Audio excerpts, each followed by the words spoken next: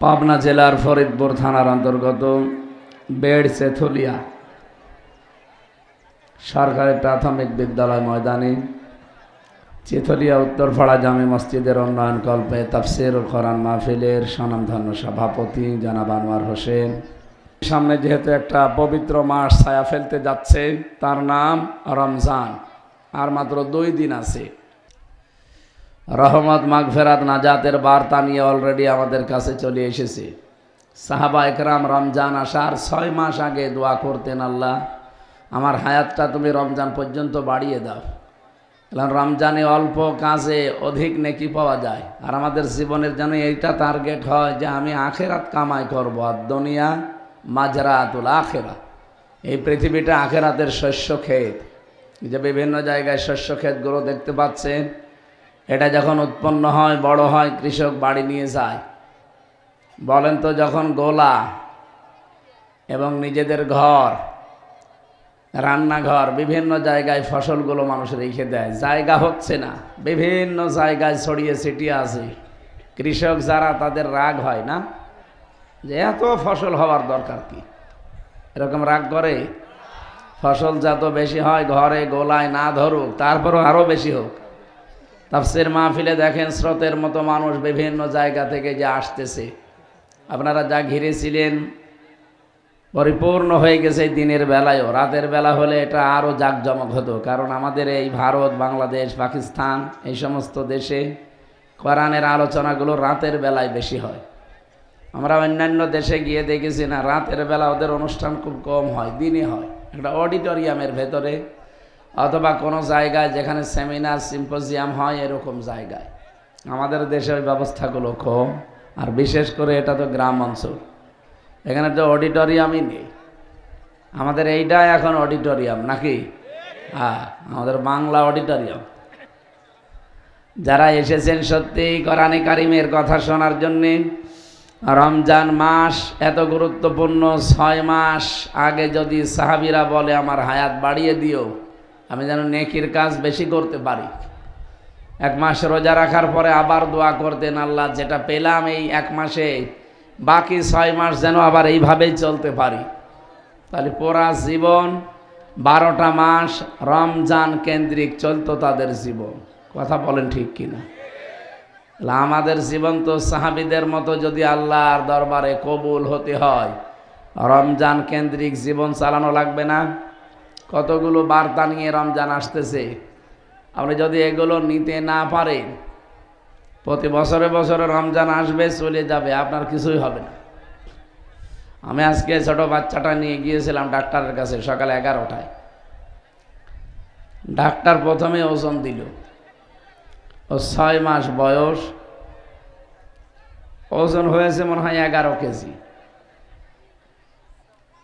এর আগে 3 মাসে নিয়ে গিয়েছিলাম, ওই সময় ছিল 10.5 কেজি। এই 3 মাসে বৃদ্ধি হয়েছে মাত্র 3 কেজি।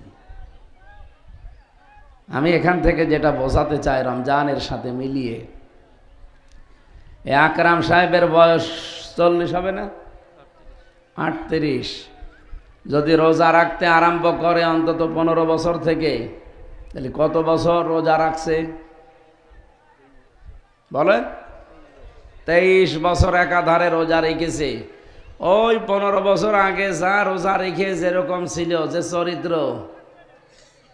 মানে ওনার যা কাজ কারবার, ওই রকমই এখন আছে না? 23 বছরে রোজার দ্বারা কিছু পাল্টিয়েছে না? কিছুই পাল্টায়।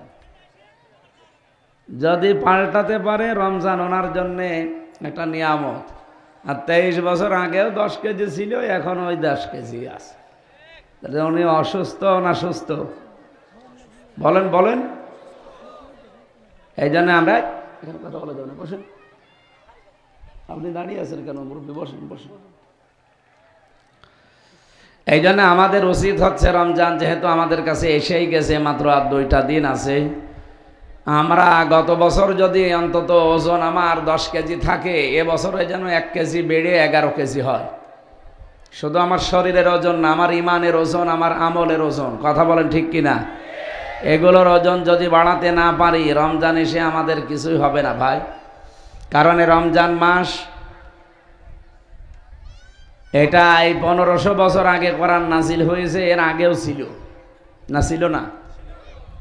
ইন্না ইদ্দাতাশ শুহুরি ইনদাল্লাহি 12 শাহরান ফি কিতাবিল্লাহ ইয়াওমা খালাকাস সামাওয়াতি ওয়াল আরদা মিনহা আরবাআতুন হুরুম। রব্বুল আলামিন সূরা তাওবার 36 নম্বর আয়াতের ভেতরে জানিয়েছেন, অবশ্যই আল্লাহর কাছে গণনার দিক থেকে মাসের সংখ্যা 12টা। তিনি যখন আসমান আর জমিন তৈরি করে তখন তার কিতাবে এটা লিখে দিয়েছেন। আপনি চিন্তা করেন, এই রমজানের বয়স 5 বছর 100 বছর না, যেই দিন আল্লাহ দুনিয়া বানিয়েছেন ওই দিন রমজান নামে একটা মাস আল্লাহ বানিয়েছেন। এই নামকরণ তখন থেকে, এটা কত হাজার হাজার বছর আগের পূর্বে, আপনি কল্পনা আনতে পারবেন না। সুতরাং রমজানের বয়স ওনার মতো 38 না, আমার মতো 33 না, রমজানের বয়স একেবারে দুনিয়া তৈরি হওয়ার পর থেকে। কিন্তু 1500 বছর আগে রমজানের এই মূল্য ছিল না, এখন যে মূল্য আমরা দিচ্ছি, কি মূল্য ছিল?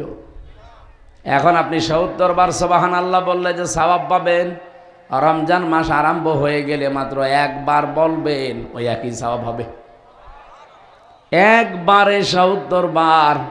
এখন 70 রাকাত নামাজ পড়ে যা সওয়াব পাবেন, রমজানে 1 রাকাত নামাজে তাই পাওয়া যাবে। এখন 70 টাকা দান করলে যে সওয়াব হবে, মাত্র রমজান আর 2 দিন পর, চাঁদ ওঠার পরে পরে যদি কেউ একটা মাসের ভেতরে 1 টাকাও দান করে, 70 টাকা দানের সওয়াব পাবে। এত মর্যাদা, এত মূল্য শুধু একটাই কারণে, বিবাহে হাজারো বরযাত্রী আছে, আসলকে আরো জোরে বলেন। এত যে মর্যাদা মূল্য আপনাকে মেয়ের বাবা দেয়, একটাই কারণ, কারণ আপনাদের সাথে জামাই আছে, বর আছে।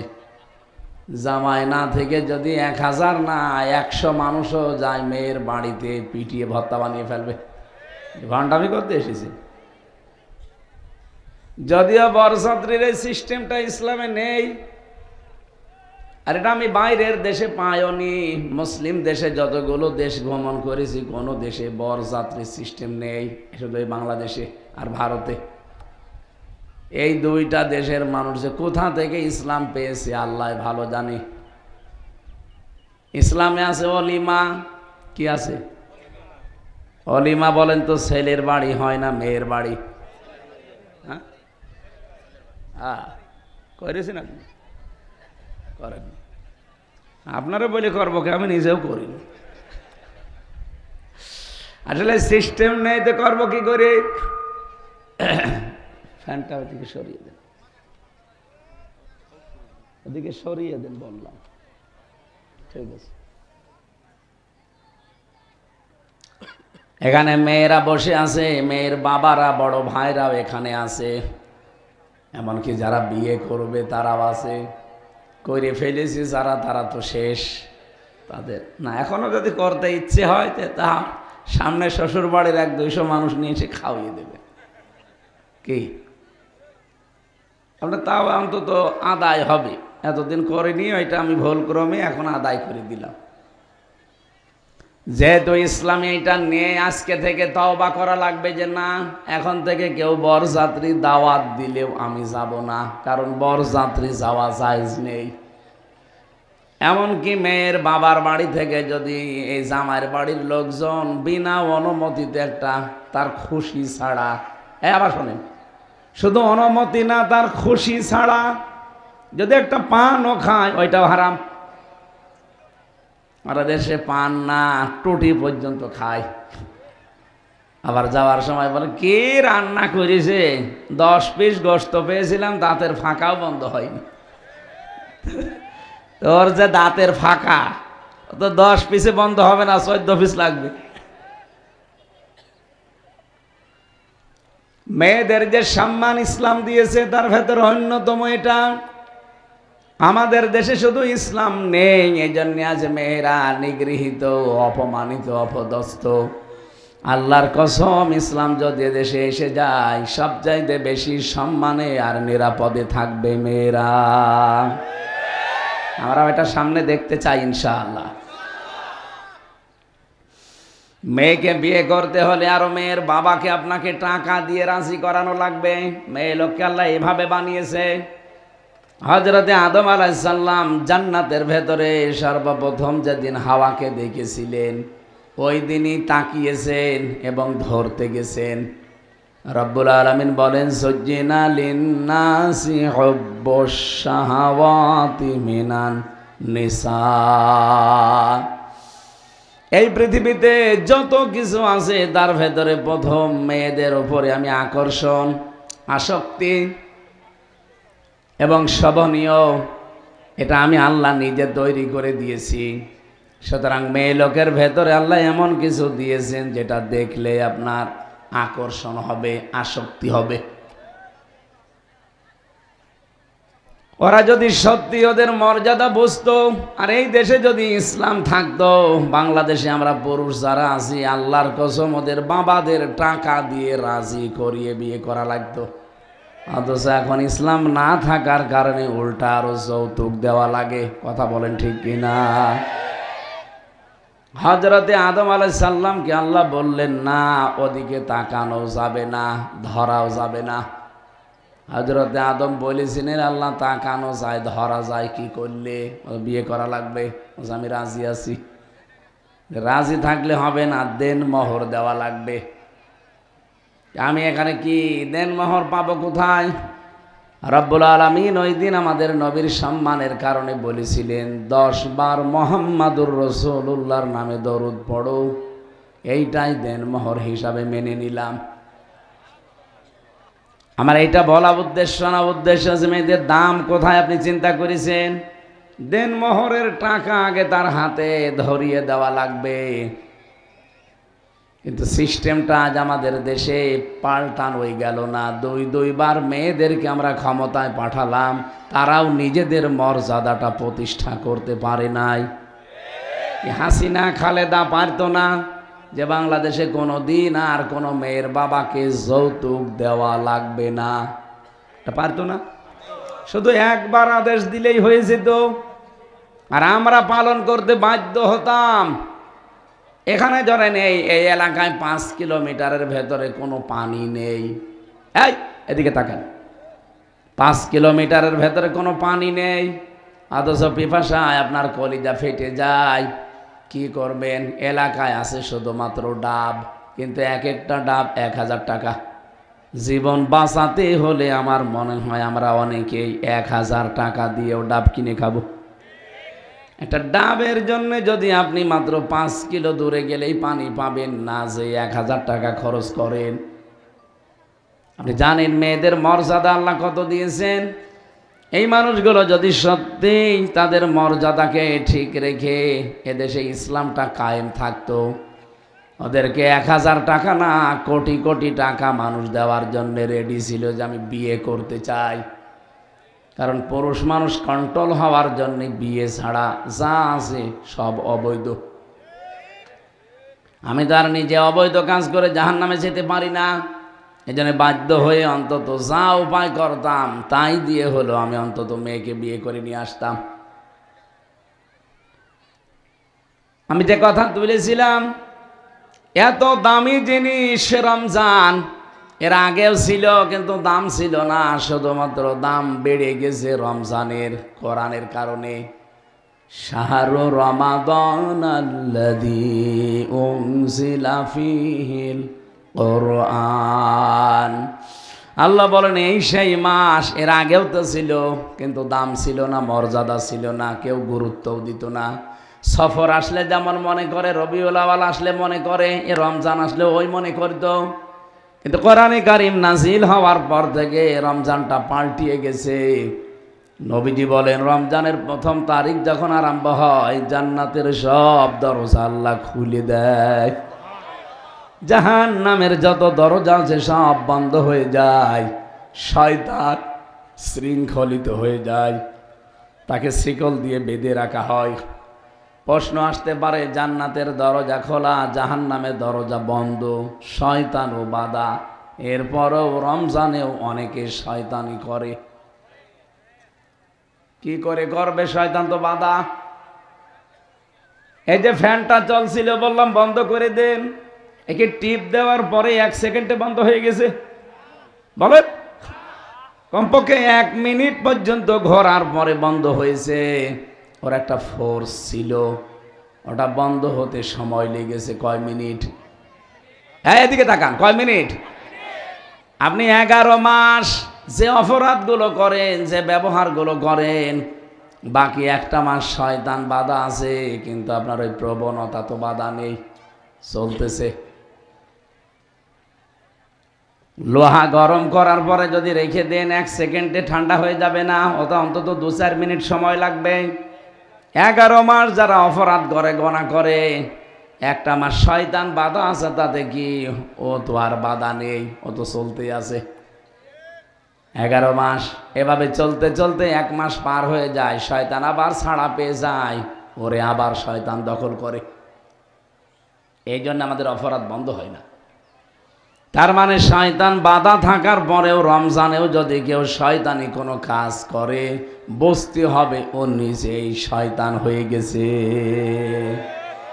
শয়তান কাজ করে কে কে? 1 নম্বরে শয়তানের কাজ হচ্ছে ইন্নাল মুবাদ্দিরিনা কানু ইখওয়ানাশ শায়াতিন।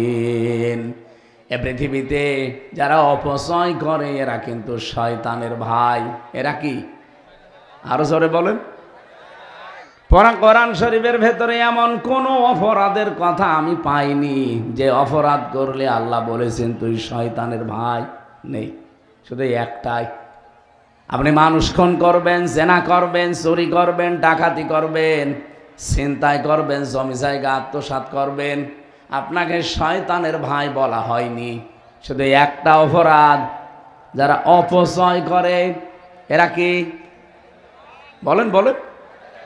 এ অপচয় বলতে পৃথিবীর প্রতিটি জিনিসের সময়ের অপচয় হতে পারে, মেধার অপচয় হতে পারে, আপনার সম্পদের অপচয় হতে পারে, আপনার বুদ্ধির অপচয় হতে পারে, আপনার ক্ষমতার অপচয় হতে পারে। আমি এলাকায় প্রভাব প্রতিপত্তি খাটিয়ে অপচয় করতে পারেন। অপচয় মানেই শুধুমাত্র টাকা পয়সার অপচয় না। এই যে মোবাইলে এমন এমন দৃশ্য মানুষগুলো দেখে, যেগুলো দেখে নিজেকে কন্ট্রোলের বাইরে নিয়ে যায়, তখন এমন কবিরা গোনায় লিপ্ত হয় যেটা শয়তানও ভাবতে পারে না। এটা অপচয়। এক কথা বলছেন না কেন?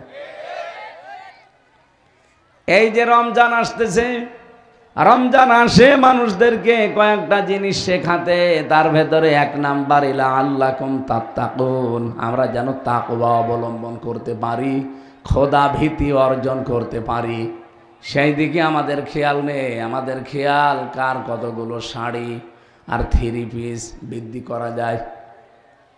মেয়েরা যারা এসেছেন, যেহেতু গ্রাম অঞ্চল আর রেকর্ড হচ্ছে, এই কারণে আরো বলছি, যার স্বামীর, যার বাবার যতটুকু ইনকাম, আপনি অতটুকু ইনকামের উপরে নিজের চাহিদাকে সীমিত রাখবেন, তাহলে খাদিজাতুল কুবরার সাথে জান্নাতে যেতে পারবেন। হযরতে খাদিজা, তার পুরা জীবনী পড়ে আমি দেখেছি কোনোদিন তিনি 1 ওয়াক্ত নামাজ পড়েননি, একবারও তিনি রোজা রাখেননি, একবারও হজও করেননি, জীবনে যাকাত দেননি, কোনোদিন একটা দিনও পর্দায় থাকেননি। এই এদিকে তাকা, যেগুলো বললাম এগুলো সব ফরজ না? বলেন বলেন। অথচ 1 ওয়াক্ত নামাজ জীবনে তিনি পড়েননি, রোজাও রাখেননি জীবনে একটা, একবারও হজ করেননি, একটা দিনও জীবনে পর্দায় থাকেননি। এরপরও আল্লাহ এই মহিলাকে পৃথিবীতে সালাম পাঠিয়েছে এবং জান্নাতে ঘর বানিয়ে সুসংবাদ পাঠিয়েছে। এই দুনিয়াতে শুধু একজন মহিলার জন্যই আল্লাহ নিজে জান্নাতে ঘর বানিয়ে সুসংবাদ দিয়েছেন যে তোমার জন্য আল্লাহ একটা আলাদা ঘর বানিয়ে রেখেছে, যে ঘরের ভেতরে কোনো আওয়াজ নেই, নয়েজ নেই। প্রশ্ন আসতে পারে, এগুলো করলো না তারপরও জান্নাতে ঘর পেয়ে গেল, সালাম পেয়ে গেল আল্লাহর। আর একজন মহিলার জন্য আল্লাহ ঘর বানিয়েছেন জান্নাতে, কিন্তু তার আরজির পরে। সেটা ফেরাউনের স্ত্রী আসিয়া। অসিয়ানা, আইন সোয়াদিয়ানা, হামজা সিনিয়া, আসিয়া। আসিয়া মানে বাধ্যগত বান্দি, আর আসিয়া মানে অবাধ্য। একটা সিন একটা সোয়াদ। পাবনাবাসী খুব খেয়াল করে শুনবেন এই কথাটা। খাদিজাতুল কুবরার জন্য আল্লাহ ঘর বানিয়ে পাঠিয়ে দেয়, আর আসিয়া বলার পরে আল্লাহ একটা ঘর বানায়। পার্থক্য কি? দুইজনেই স্বামী, দুইজনের জীবনী পুরাটা আমি পড়ে দেখেছি, দুইজনের ম্যাটার স্বামী। তার মানে মেয়েদের জীবনের অবিচ্ছেদ্য অংশ একটা স্বামী। এই স্বামীটা যার আছে তার দুনিয়ায় সব আছে, স্বামী নেই ওই মহিলার কিচ্ছু নেই। রমজানের দাম যেহেতু কোরআনের জন্য বাড়ে, মক্কার দাম কাবা শরীফের জন্য বাড়ে, মদিনার দাম নবীর রওজার কারণে বাড়ে, স্ত্রী লোকের দাম বাড়ে তার স্বামীর কারণে। পৃথিবীর প্রতিটি জিনিসের দাম বাড়ার পেছনে পেছনে কোনো কিছু খুঁটি লাগে, সাপোর্ট লাগে। মেয়েদের মর্যাদা বাড়ার জন্যে কারণ তার স্বামী। আপনি কি জানেন যার স্বামী নেই ওই মহিলাটা কত অসহায়, কত এতিম? আপনি হাসিনাকে জিজ্ঞাসা করেন, স্বামী নেই। খালেদাকে জিজ্ঞাসা করেন, স্বামী নেই। রওশনের সাথে জিজ্ঞাসা করেন, স্বামী নেই। কত অসহায় তারা। এখন যদি কোনো মানুষ টিটকারি করে হাসিনারে দিয়ে, কিছুই বলতে পারবে না, কারণ স্বামী নেই। এই জন্য অনেকে টিটকারি মারেও, এমনকি মোদি দাদার সাথে বলে, মোদির বউ নাই, হাসিনারও স্বামী নাই। স্বামী থাকলে কথা বলতে পারত। সম্মানিতা মেয়েরা, এবার আমি 1 মিনিটে এই পয়েন্টটা শেষ করব খুব ভালো করে। হযরতে খাদিজাতুল কুবরা একটা মাত্র কারণে তিনি জান্নাতে ঘর পেয়েছেন এবং আল্লাহর সালাম এই পৃথিবীতে পেয়েছে। এই একটাই মাত্র মহিলা যাকে আল্লাহ সালাম দিয়েছে। অথচ নামাজ নেই সারা জীবনে, 1 ওয়াক্ত রোজা করেননি, একটাও হজ করেননি, জীবনে কোনোদিন একটা দিনও পর্দায় থাকেননি। যতগুলো কিতাব তার জীবনের ওপরে আমি পড়েছি, হাদিস পড়েছি তার সম্পর্কে, একটাই মাত্র কারণ পেয়েছি, তিনি তার স্বামী মুহাম্মদ রাসূলুল্লাহর জন্য সব উজাড় করে দিয়েছিলেন। এত বড় ধনী, ওই জামানায় 13 জন ধনী মানুষ ছিল। পুরা আরব জাহানের ভেতরে হযরতে খাদিজাতুল কুবরা 7 নাম্বার ধনীর তালিকায় ছিল। সুবহানাল্লাহ বলতে পারেন? সম্পদ কত থাকতে পারে বলেন তো? বাংলাদেশের মতো 14টা দেশ জোড়া দিলে যত বড় হয়, আরব দেশ একাই অত বড়।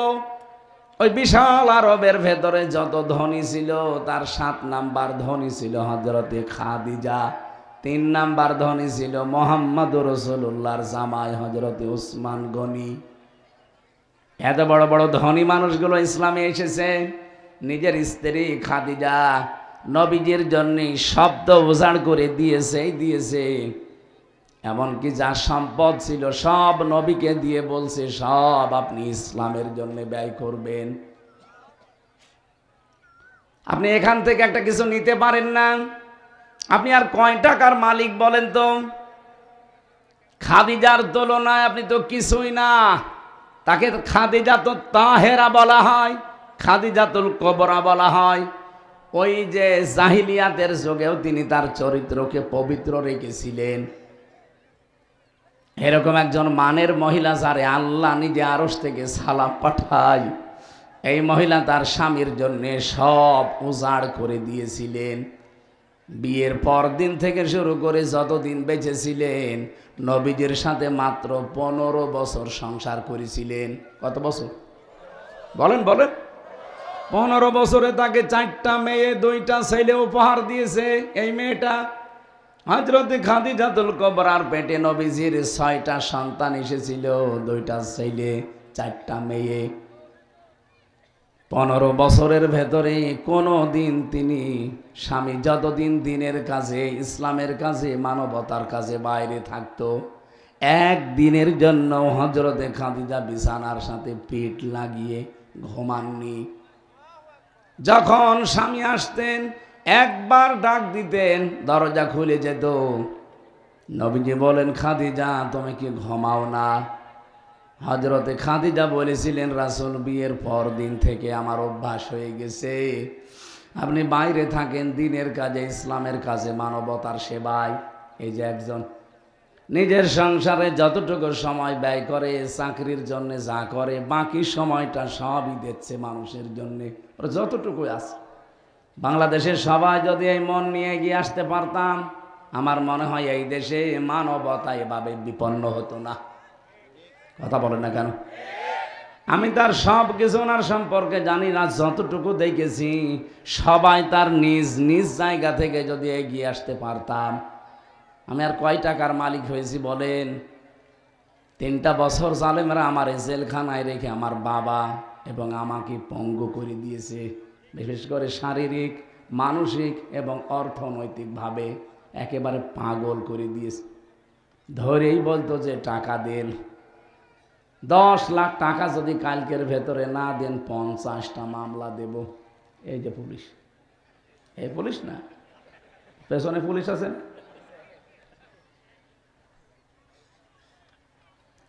এরপরও যতটুকু এসেছে, আমি যেহেতু একটা চাকরি করি আকিস গ্রুপের, ওদের কেন্দ্রীয় মসজিদের খতিব আমি ঢাকাতে, এই জন্য যতটুকু চাহিদা আমার আছে সবই ওরা দিয়ে দেয়। যেই কয় টাকা এবার এসেছে, যদিও সম্পদের উপরে 1 বছর পার না হলে জাকাত আসে না। আপনি যদি 5 লাখ টাকার মালিক হন কিন্তু 11 মাস, তাহলে মানে এখনো 1 মাস না হলে আপনি জাকাত দিতে পারবেন না। আপনার জাকাত দেওয়া ফরজ না। একটা সম্পদের ওপরে কতদিন পার হওয়া লাগবে বলেন বলেন? 1 বছর। তা আমি জেল থেকে বের হওয়ার পর থেকে আমার ওই চাকরি এবং একটা ব্যবসা আছে, ওই ব্যবসার আপনাদের এই টাকা দিয়ে যেই কয় টাকার মালিক আমি হয়েছি, 1 বছর কিন্তু এখনো পার হয়নি, কারণ এর আগের টাকা তো সবই সরকার নিয়ে নিয়েছে। তারপরও হিসাব করে এবার দেখেছি এই রমজানের প্রথম দিন থেকে অন্তত প্রতিটি বাড়িতে বাড়িতে 2000 টাকার করে খাবার আমি একেবারে লাইন করে করে দিয়ে আসব। বাংলাদেশে প্রতিটি মানুষ যেরকম মন তৈরি করতে পারতো, এই দেশে অভাবী মানুষ থাকতো না। হযরতে খাদিজা এইটাই বলেছিলেন, স্বামী আমার আপনি বাইরে আছেন দিনের কাজে, মানবতার কাজে, ইসলামের কাজে, আর আমি আরামে ঘুমিয়ে থাকবো, আমার ঘুম আসতে চাই না। এই জন্য যতক্ষণ আপনি না আসেন, ঘুম যদি লেগেও যায় আমি দরজার সাথে পিঠ দিয়ে হেলান দিয়ে ঘুমাই। এই কাজটাতে আল্লাহ এত বেশি খুশি হয়েছিলেন, স্বামীর এই অপেক্ষায় থাকাকে আল্লাহ নিজে তাকে সালাম পাঠিয়েছেন। সত্যি করে বলেন তো, এখানে যারা আমরা স্বামী আছি, একটা দিনের জন্যে চাকরি জীবন হোক, ব্যবসায়িক জীবন হোক, কর্মজীবন হোক, বাইরের কাজকর্ম ছেড়ে রাত 11টা 12টায় বাড়ি গেলে কোনোদিন দরজার সাথে হেলান দিয়ে স্ত্রীকে দেখেছেন? মরণের ঘুম ঘুমায়।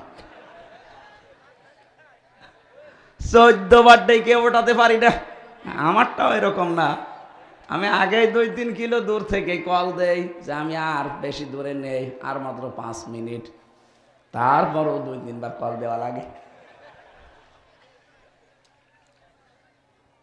খাদিজাকে আল্লাহ সালাম পাঠিয়েছে, আমাদের মা বোনদেরকে মনে হয় মাঝে মাঝে আল্লাহ সালাম পাঠায়। বলেন তো, তার 15 বছরের জীবনে একদিনও স্বামী ছাড়া তিনি বিছানায় পেট লাগালেন না। এত ভালোবাসতেন স্বামীকে। আর এরা 15 বছর না, 15 দিনও কোনোদিন স্বামীর আশায় থাকে নাই, খালি ওরা আশায় থাকে যে সিরিয়ালের পর সিরিয়াল। এখানে এমন মহিলা বসে আছে যে প্রতিদিন কমপক্ষে 13টা সিরিয়াল না দেখে ঘুমায় না। বলেন সুবহানাল্লাহ।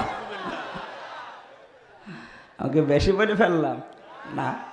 সবাই না, অনেকে আছে। সম্মানিতা মা বোনেরা, যে সিরিয়ালগুলো দেখেন, বলেন তো আপনার ইমান থেকেই বলেন, কোনোদিন এখান থেকে শিক্ষা নেওয়ার মতো কিছু পেয়েছেন? হ্যাঁ, পেয়েছি। কি করে শাশুড়ির সাথে গন্ডগোল করা লাগে, কি করে স্বামীর মনে দুঃখ দেওয়া লাগে, এইগুলো ওরা শিখায়। আর এটা আমি না, ওই দেশের মমতা ব্যানার্জি, এই যে পশ্চিমবঙ্গের প্রধানমন্ত্রী যিনি মুখ্যমন্ত্রী, উনি এই কথা জানিয়েছে যে ভারতের এই সিরিয়ালগুলোতে, বিশেষ করে জি বাংলা, জি সিনেমায় কোনো শিক্ষা নেই, শুধু ঘর ভাঙার শিক্ষা আর স্বামী স্ত্রীর গন্ডগোলের শিক্ষা। একজন হিন্দু মেয়ে লোক হয়ে যদি এটা বলতে পারে, আপনি মুসলমান বোঝেন না? এই উগ্রপন্থী হিন্দুদের এটা একটা সূক্ষ্ম ষড়যন্ত্র। এর দ্বারা হাজারো পরিবারে পর্দা তো নষ্ট হচ্ছে, স্বামী স্ত্রীর ভেতরে আমার মনে হয় পরিবারটা জাহান্নাম বানিয়ে ফেলেছে। হ্যাঁ, গ্রাম অঞ্চলে হয়তো এগুলো নেই। হ্যাঁ, এলাকায় তো কারেন্টই নেই, আছে। অন্তত রমজান আসতেছে সামনে, আজকে তওবা করে যান যে রমজান সামনে আসতেছে। আমি তওবা করলাম আজকে থেকে অন্তত 1 মাস আমি আর এই 13টা সিরিয়ালের একটাও দেখব না। কারা রাজি আছেন হাত তোলেন তো। এই আপনারা না, আপনারা দেখেন না, আমি জানি ওরা। আপনারা দেখবেন কখন? অনেক সময় আছে মাঠে খাটতে খাটতে জীবন বেরিয়ে যাচ্ছে, আপনি দেখবেন কখন? দেখে যারা, ওরা একটাও হাত তোলেনি, তার মানে ওরা 1 মাসও বন্ধ করবে না। রোজার মাসে যদি আপনি এটা বন্ধ না করেন, আপনি তো আরো সে যাওয়া ছাড়া বন্ধ করবেন। জেলখানায় থাকাকালীন একটা ছেলে, যুবক ছেলে এই বয়সের, ও গাঁজার গাছ লাগিয়েছে ভেতরে, টবের ভেতর। যে পানির যে বোতল আছে উপরে কেটে ফেলে দিয়ে মাটি দিয়ে ওর ভেতরে গাঁজার গাছ লাগিয়েছে। জেলার তো হিন্দু মানুষ এসে বলছে, এই বেটা গাঁজার গাছ লাগালি, বীজ পেলি কোথায়? বলছে, স্যার আমি বাইরে গিয়েছিলাম ওই যে আদালতে হাজিরা দিতে, ওখানে তো আমার হিতাকাঙ্ক্ষীরা আছে, আসার সময় কয়টা টোপলা দিয়েছিল, তো সবগুলো তো আনতে পারি নাই, একটাই মুখের ভেতরে নিয়েছিলাম, গাজার বীজের পোটলা। জেলখানায় ঢোকাতেই কিন্তু পরীক্ষা করে মেশিন দিয়ে, বের করার সময়ও পরীক্ষা করে। ঢোকানোর সময় যে মেশিনে তুলে দিয়েছে স্ক্যান করার জন্য, ধরা পড়েনি, কারণ এমন জায়গায় নিয়েছিলাম ওঠেনি। ভেতরে চলে এসেছি, এসে গাঁজার গাছ লাগিয়েছে 2 মাস আগে। দেখেন স্যার কত বড় হয়েছে। জেলার বলছে, শয়তান তোরে পুলিশে ধরে দিল জেলখানায় গাঁজা খাওয়ার কারণে, আর তুই ভেতরে এসে গাঁজার গাছ লাগালি, তোরে তো স্বর্গে দেওয়া লাগবে। ও তো আর জান্নাত বিশ্বাস করে না, হিন্দু মানুষ। কি বলছে? তো স্বর্গে দেওয়া লাগবে তোরে। বলেন তো, রমজান মাসে ওরা যদি বলে যে না সিরিয়াল বাদ দেব না, দরকার একবেলা খাবার কম খাবো, তো ওদের মনে হয় জান্নাতে দিলেও, ওর জান্নাতেও যে আল্লাহকে বলবে, আল্লাহ সে সিরিয়াল না। এটা বন্ধ করা লাগবে। মা বোনেরা, আপনাদেরকে আমি অনেক ভালোবাসি, এটা বন্ধ করা লাগবে। কোথায় ছিলেন আপনারা জানেন? জন্ম নিলে আপনাদেরকে আষাঢ় দিয়ে মেরে ফেলতো তার মা আর বাপ দুইজন মিলে, জীবিত মেয়েকে মাঠের ভেতরে নিয়ে পুঁতে রেখত। এই ছিল আপনাদের মর্যাদা। ওই অবস্থায় যদি এখনো চলতো, দুনিয়ায় আপনি আসতে পারতেন না। কোথা থেকে কোথায় নিয়ে এসে দিয়েছে নবীজি আপনাদের সম্মান। বিশ্ব নবী বলেন, কারো যদি একটা মেয়ে হয় তার একটা জান্নাত, 2টা মেয়ে হয় 2টা জান্নাত, 3টা মেয়ে হয় 3টা জান্নাত। শুধু না, 3টা মেয়ে যদি হয় সে আমার সাথে জান্নাতে থাকবে। কিন্তু মেয়ে যাদের আছে, কাজ করা লাগবে 3টা। 1 নম্বরে তার পেছনে আপনি সাধ্য মতো খরচ করবেন তাকে মানুষ করার জন্যে। 2 নম্বরে তাকে দ্বীনের শিক্ষা দেবেন। দুনিয়াবি শিক্ষা যদি দেন, ও দ্বীনের শিক্ষাটা দেওয়া লাগবে। 3 নম্বরে সৎ পাত্র দেখে পাত্রস্থ করবেন। এই 3টা দায়িত্ব যদি কোনো বাবা, মা আর বড় ভাই এরা পালন করতে পারে, নবীজি বলেন জান্নাতে আমার সাথে এভাবে পাশাপাশি থাকবে। কোথায় নিয়ে এসেছে আপনি টের পাচ্ছেন? এমন কোন হাদিস আমি পড়িনি যে 3টা ছেলে হলে 3টা জান্নাত না, নেই। অথচ অনেক মানুষ এখানে, বাবা আমরা বসে আছি, মেয়ে হলেই কেমন যেন মন খারাপ হয়ে যায়। কি আমার পরপর 3টা মেয়ে, আমার মন খারাপ হয়নি, কিন্তু আশা ছিল যে অন্তত বংশে একটা বাতি দেওয়া কিছু দরকার। ম্যাডাম আমরা বলছে বাতি দেওয়ার কিছু দরকার, মানে দরকার হয় 24 ঘন্টা হারিকেন চালিয়ে রাখবে। আমরা তো বাতি লাগবে বংশের। মেয়ে 3টা বিয়ে হয়ে গেলে কেউ তো থাকবে না, তখন বংশের বাতি দেওয়ার জন্য এই ভিটার উপরে, এই ঘরের উপরে একটা হেরিকেন লাগিয়ে দেব, 24 ঘন্টা জ্বলতেই থাকবে। সেদিন বগুড়াতে এক লোক এসে বলছে, হুজুর এই আপেল পড়িয়ে দেন। আমি সূরা ফাতিহা পড়ে দেবো, তাছাড়া আর কি পড়বো? কারণ এই হুজুরদের কাছেও যান, সূরা ফাতিহা ছাড়া মনে করছেন যে অন্য কিছু পড়ে না, ও ফাতিহা, কারণ এটা সকল রোগের শিফা। পড়া আমার শেষ হয়ে গেছে, আমার কানের কাছে মুখ নিয়ে বলছো, হুজুর আমার শুধু মেয়ে হয়, 3টা মেয়ে আছে আমার, এবার এমন আপেল পড়বেন যেন ছেলে হয়। ও আপেল দিলাম ফেলে, আপেল কই? ফেলে দিয়েছি। কেন? আরে ভাই আপেল পড়ি যদি ছেলে হয় তা আমার 3টা মেয়ে হইতো না। ম্যাডামরা শুধু আমি আপেল পড়ি খাওয়াতাম না, রাগ করা যাবে না মেয়ে হলে, এটা একটা রহমত। নবীজি বলেন যখন মেয়েটা ঘরের ভেতরে আসে, সঙ্গে সঙ্গে 4 জন রহমতের ফেরেশতা হাজির হয়ে যায়, এসে ওই মেয়েটার মাথার উপরে হাত বোলাতে থাকে আর ডাক দিয়ে বলে, এই দুর্বল দেহটা একটা দুর্বল দেহ থেকে বের হয়ে এসেছে। এই মেয়েটার পেছনে যারা খরচ করবে, একে যারা ভালোবেসে দিন শিক্ষা দেবে, সৎ পাত্রে পাত্রস্থ করবে, কিয়ামত পর্যন্ত ওই মা বাবার উপরে আল্লাহর রহমত থাকবে। আপনি কি শুধু দুনিয়া বুঝলেন? ফেরেশতাদের দোয়া বলছে কিয়ামত পর্যন্ত আল্লাহর রহমত তাদের উপরে থাকবে। সুতরাং মেয়েদের বাবারা যদি কিয়ামতে ধরাও খেয়ে যায়, ওই মেয়েটার কারণে আল্লাহর শেষ পর্যায়ে হয়তো ছাড়ও দিতে পারে। বলেন সুবহানাল্লাহ। এই জন্য আপনারা কোথায় ছিলেন নিজেরাও জানেন না, সেখান থেকে ইসলাম আপনাদেরকে আজ এত মর্যাদা দিল। বিশ্বনবী বলেন, আমি দেখলাম মসজিদে নববীতে একটা লোক খালি মাথা ঠোকায় দেওয়ালের সাথে। অনেকক্ষণ এটা দেখার পরও ডাক দিলাম, কি এমন করো কেন? লোকটা বলে, হে রাসূল, আপনি যে বললেন যে কালেমা পড়লে আর তাওবা করলে সব মাফ হয়ে যায়, কিন্তু আমার বিশ্বাস হচ্ছে না। কেন? এমন একটা কাজ আমি করেছি, এই কাজ করলে আমার যে মাফ হবে, আমার অন্যান্য গুনাহ হয়তো মাফ হয়ে যেতে পারে, তবে এইটা আমার মাফ হবে না। আল্লাহর নবী বললেন, আমার সামনে বসো, হাঁটু গেড়ে দিয়ে বসে বলো দেখি কি করেছ। লোকটার নাম আলকামা, লোকটার নাম হযরতে দাহিয়াতুল কালবি রাদিয়াল্লাহু তাআলা আনহু। তিনি বলেন, হে রাসূল, আমি স্ত্রীকে সন্তান সম্ভাবা রেখে পাঠিয়েছিলাম তার বাবার বাড়িতে, যদি ছেলে হয় রাজার পুত্রের মতো নিয়ে আসবা, আর মেয়ে হলে মাটির নিচে দিয়ে দিবা। স্ত্রী সন্তান প্রসব করেছে, কিন্তু হয়েছে মেয়ে। আমার কাছে নিয়ে আসলে যেহেতু রেগে যাবো, এই জন্য আমারে বলেছে মরা বাচ্চা হয়েছিল, বাচ্চাটাকে আর এক জায়গায় দিয়ে লালন পালন করেছে টাকা পয়সা দিয়ে। আমার টাকা পয়সার অভাব না, আমার সন্তানের অভাব, শুধু আমার ছেলে দরকার ছিল। প্রায় 6 বছর হয়ে গেল, এই মেয়েটাকে একদিন আমার বাড়িতে নিয়ে এসেছে। এতদিন পরিচয় করায়নি, বলতো যে পাশের বাড়ির একজনের।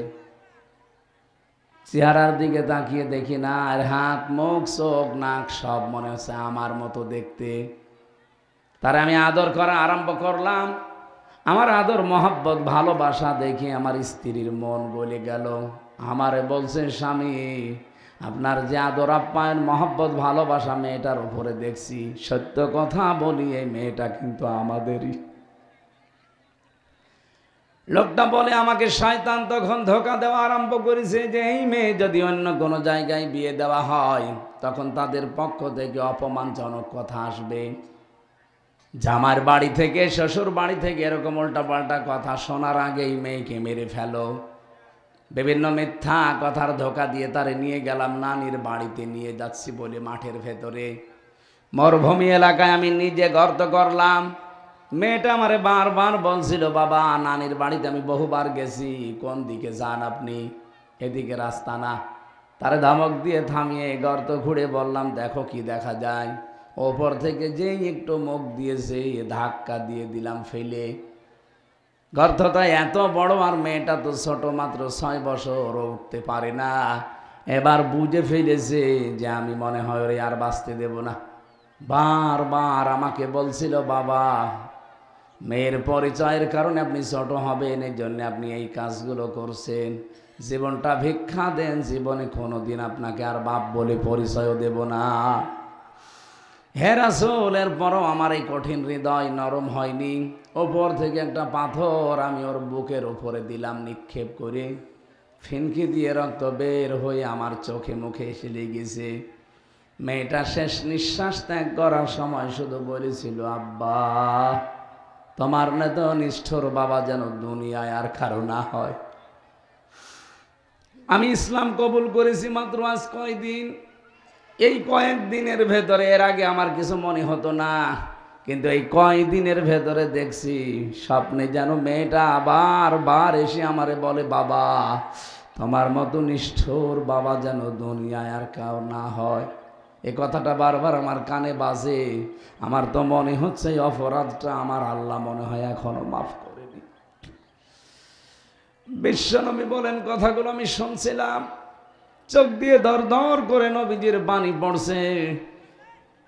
নবীজি বললেন, না মানুষ এত কঠিন হতে পারে? ও মা বোনেরা, আপনার অবস্থা কিন্তু এই ছিল। কোথায় ছিলেন আপনারা? সেখান থেকে আল্লাহ তুলে এনে মেয়েদের মর্যাদা এত বেশি বাড়িয়ে দিয়েছে, কন্যা হিসাবে, বধূ হিসাবে। নবীজি বলেন, কোনো স্ত্রী লোক যদি মারা যায় আর স্বামী যদি মন থেকে বলতে পারে এটা কিন্তু আমার নিজের মন মতো বউ ছিল, আল্লাহ তাকে মাফ করে দেবে। আর আমি কোরআন শরীফ সামনে না মাথায় নিয়ে বলতে পারি, এখানে যত হারামি বসে আছে, একটা স্বামী যদি মন থেকে কোরআনে হাত দিয়ে বলতে পারে যে আমার বউ আমার কাছে 100 ভাগ মন মতো, কেউ পারবে না। কেউ পারলে হাত তোলেন তো, আপনার মাথায় আমি কোরআন দেব না? আপনি পারবেন না।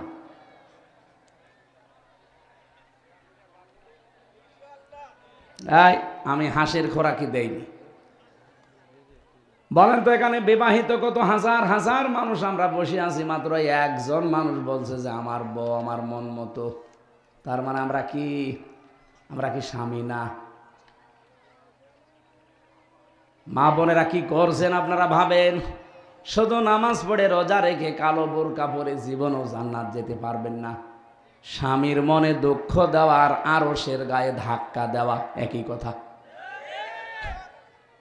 এখানে আজ হাজারো স্বামী বসে আছে, আমি জানি এরা মানসিক রোগী, একটাই মাত্র কারণ তার বউ। কোরআনে কারীম জানিয়েছে, অমিন আয়াতিহি আন খালাকা লাকুম মিন আনফুসিকুম আজওয়াজান লিতাসকুনু ইলাইহা ওয়া জাআলা বাইনাকুম মাওয়াদ্দাতান ওয়া রাহমা। আমার যত সৃষ্টি আছে এর ভেতরে অন্যতম সৃষ্টি হচ্ছে আমি তোমাদের থেকে তোমাদের জোড়া তৈরি করি। স্বামীর থেকে তার স্ত্রীকে আমি আল্লাহ বানিয়েছি। আমি চাই যে দুইজনের কাছে আসে শান্তি পাবে, অথচ আমাদের পরিবারটা হয়ে গেছে শান্তির পরিবারে অশান্তির গর্ত। কেউ আমরা শান্তিতে নেই। এই জন্য আশা করছি আজকে থেকে ওয়াজটা মেনে চলবেন।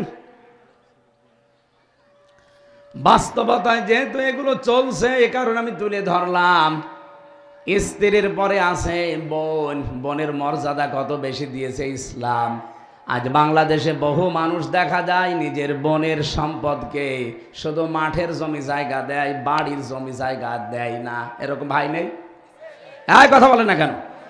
না না, সাহাবা একরাম পানি খাওয়ার গিলাস পর্যন্ত ভাগ করে দিয়ে দিতেন। যে হাঁড়িতে রান্না বান্না হয়, যে কড়াইতে রান্না করে, ওইটাও ভাগ করে অদা অদি করে দিয়ে দিতেন। আর আপনি খালি মাঠের জমি দিয়ে দেন বোনকে, বাড়ির জমি দিতে চান না কেন? তাকে কি তার বাবা জন্ম দেয়নি? আপনি যদি মোজাম্মেল হকের জমি জায়গা মেরে দেন, আপনার একটা গোনা হবে।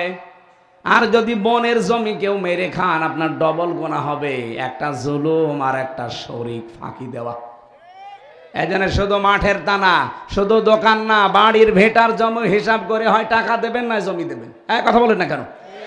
এই শরিক যারা ফাঁকি দিচ্ছেন আপনার নামাজ কবুল হচ্ছে না, সামনে রোজা রাখবেন, রোজা একটাও কবুল হবে না। এই জন্য আজকে থেকে সিদ্ধান্ত পাল্টান। কার জন্য আপনি রেখে যাচ্ছেন? আমি মনে করেন আমার 3টা মেয়ে, আমার স্ত্রী, এদের জন্য আমি সব রেখে গেলাম। আমার বোনের জমি যদি ফাঁকি দিয়ে বললাম যা, তজনে দোয়া করে দিলাম কি? হ্যাঁ, আমার বোনটা যা জীবনও আমার কিছু বলবেও না। আমি যাদের জন্য করলাম এরা কি আমার আপন? হ্যাঁ, কথা বলে না কেন? বানের জমি, ভাইয়ের জমি ফাঁকি দিয়ে একটা গোনা হয়েছে না হয়নি? আরো জোরে বলেন। এই গোনাটা আমার বউ নেবে, আমার মেয়ে নেবে না, কেউ নেবে না। এই জন্য কারো সুখের জন্য নিজের আখেরাত নষ্ট করবেন না। আমি একেবারে গ্যারান্টি দিয়ে বলছি, প্রত্যেকের জীবনে এটা বাস্তবতা। আমি যদি এখনই মারা যাই, লাশটা বাড়িতে পাঠিয়ে দেন, আমার বউ আজকে রাতের বেলা জীবনও বলবে না যে আমি ওরে একা পাহারা দেব, বলবে না জিন আসবে। কি সকালবেলা মাটিতে দেওয়ার পর হয়তো 2-3 দিন কান্নাকাটি করবে, যেহেতু প্রায় আজ 12-13 বছর তার সাথে সংসার আমার। হ্যাঁ, কান্নাকাটি করবে। এই কান্নাকাটি করতে করতে 7-8 দিন হয়তো খাওয়া দাওয়া হালকা খাবে।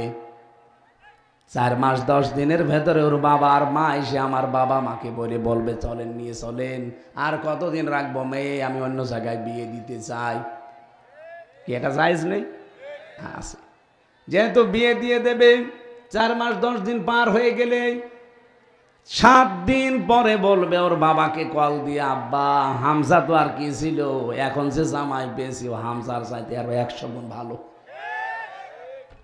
দেখলেন, যারা বিয়ে করেন তারাও ঠিক বলছে। এইটাই দুনিয়া। এটা কি? এইটাই দুনিয়া। এই জন্য বনের সম্পদ ফাঁকি দেওয়া যাবে না। এরপরে তো মা, মায়ের মর্যাদা তো আল্লাহর পরে। কি কথা বলেন না কেন? অথচ হাজারো সন্তান মা বাবাকে আজ আলাদা করে দিচ্ছে, বড় ভাইয়ের ভেতরে দিয়ে দিচ্ছে। হাজার হাজার সন্তান মানসিক রোগী এই কারণে, শুধু নিজের মা বাবাকে সাথে রাখতে পারে না। এই জন্যে আমি তো কোনো দিন চাই না, আমি যত স্বামীর মন দেখেছি এদের মনের কথা এই, কোনো স্বামী চাই না যে আমার মা বাবা আলাদা হয়ে যাক। আমি খেয়ে থাকি না খেয়ে থাকি, আমার মা বাবা আমার সাথে থাকবে। বলেন বলেন। কিন্তু 100টার প্রায় 98টা মহিলারা চায় না যে আমার শাশুড়ি শ্বশুর আমার সাথে থাক। এরা খালি বলে আলাদা করে দিন। তা আপনার কি ছেলে আর নেই? তাদের কাছে থাকতে পারেন না? আমি কি বেশি বলে ফেললাম? এখানেই তো বসে আছে, জিজ্ঞাসা করেন তো, হাত ধরে ধরে বলেন। ও নিজের মা বাবা হলে জীবনও স্বামীকে বলতে পারতো যে আমার মা বাবা আমাদের সাথে থাকে, এ থাকবে না, এদেরকেও তাড়িয়ে দাও। জীবনও কোনো মহিলা বলবে না, কেন এইটাও তো মা বাবা, তো একই জিনিস, শুধু এটা আপনার এটা আমার। ওদের বয়সও তো প্রায় একই। কোন কারণে আপনি মনটা এভাবে ছোট করে রাখেন? কয়দিন থাকবেন আর? এখন যদি আপনার 40 বছর হয়, আর খুব বেশি হলেও 40 বছর পরে মাটির নিচে চলে যাবেন। এ দুনিয়া যেভাবে আছে এভাবে চলতে থাকবে। আর 100 বছর পরে যদি আপনি আবার এই ফরিদপুরে ফিরে আসেন, যে বাড়িতে এখন বসবাস করছেন, ওই বাড়িতে আপনাকে উঠতেও দেবে না। এই কথা বলছেন না কেন? আমার বাবার নাম রিয়াজউদ্দিন, তার বাবার নাম জাহান আলী, তার বাবার নাম নমাজ আলী, এরপরে আমি আর চিনি না। এখন ওই নমাজ আলীর বাবা যদি এখন এসে বলে যে এই কুষ্টিয়ার এই 2 তলা বাড়ি আমার, এই ভিটা আমি বানিয়েছিলাম, আমি কিনেছিলাম, আমি এখানে থাকতে চাই, পাবনাবাসী বলেন তো আমার ওই যে নমাজ আলীর বাবাকে তারে আমি উঠতে দেব? কিসের নমাজ আলীর বাবা আপনি? আমি তো নমাজ আলীকে চিনি না। তাহলে এইরকম দুনিয়ার জন্য কেন আপনি আখেরাত নষ্ট করবেন? যার যা হক আছে 100 ভাগ পালন করা লাগবে। আমি সহ যারা আছি তার নিজের দায়িত্ব যেন পঙ্খানো পালন করতে পারি, এই রমজান এই শিক্ষায় আমাদের দিচ্ছে। বলেন আমিন। এখানে একটা ফরজ বিধানের কথা আল্লাহ আমাদেরকে জানিয়েছেন। এই মাহফিলটা বাস্তবায়ন আসলে কয়েকদিন ধরে তো এরা বেশি আয়োজনও করতে পারি নাই। আর যেহেতু গ্রাম অঞ্চল, এখানে তো একজনই 5 লাখ টাকা দেয় এরকম না, 2 টাকা 5 টাকা দেয়। এখানে আপনারা যা নিয়ে এসেছেন অনেকে এখনও দিতে পারেননি। যারা যা পারেন আমি 2-3 মিনিট সময় ওনার জন্য দিচ্ছি, আর এইভাবে মাহফিল দেওয়ার দরকার নেই। সে আপনারা একটু দয়া করে একটা নিয়ত করে ওনাদের কাছে দিয়ে দেবেন, 10টা টাকা হলেও দেবেন, কারণ এই গ্রাম অঞ্চলে 10 টাকা অনেক বেশি। আমরা নামাজ নির্ধারিত সময়, এখনো সময় আছে, নির্ধারিত সময়ে নামাজ পড়বো, বসেন। আর আমি মেয়েদের জীবনের ওপরে সাংসারিক জীবন নিয়ে বই লিখেছিলাম, আমার এই গাড়িতে আছে। মেয়েদের জন্য নিয়ে যাবেন, মায়ের জন্যে, মেয়ের জন্যে, বউর জন্যে নিয়ে পড়াবেন ওদেরকে। ওই বসে বসে সিরিয়াল না দেখে বইটা পড়ে আমল করতে পারলে সংসারে শান্তি আসবে। ওইটা নিয়ে যান, কাজে লাগবে। এই চলে গেছে মানে কি আশ্চর্য! এই চলে যাচ্ছেন মানে